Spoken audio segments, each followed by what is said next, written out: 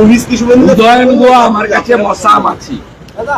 আর আমি জন্মাষ্টমীর পরে খাগড়াবাড়ি থেকে রোহিঙ্গা মুক্ত, বাংলাদেশি অনুপ্রবেশকারী মুসলমান মুক্ত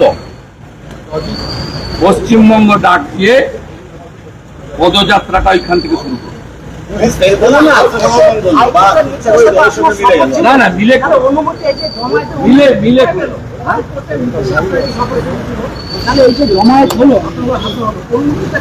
আপনি দ্যুতিমানকে জিজ্ঞেস করুন, আর ওর যে উপরে আছে মমতার চুটি চাটা বেআইনি কিছু রাজীব কুমারকে জিজ্ঞেস করুন,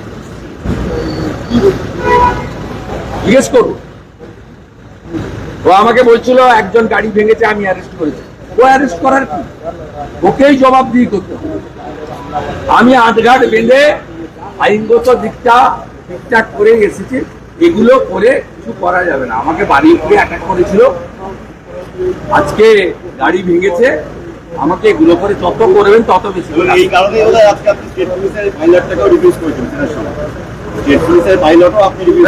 মানে করবো কেন, যে খুনের ষড়যন্ত্রের সঙ্গে যুক্ত তার পুলিশকে আমি নিয়ে আসবো কেন? সে তো সামনে কোথাও খুন করিয়ে দিতে পারত,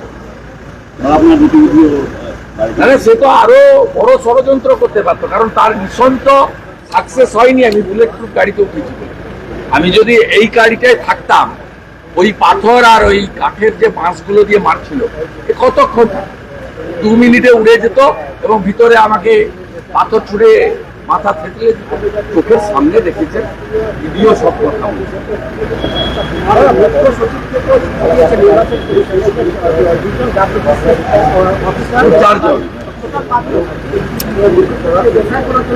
বাদন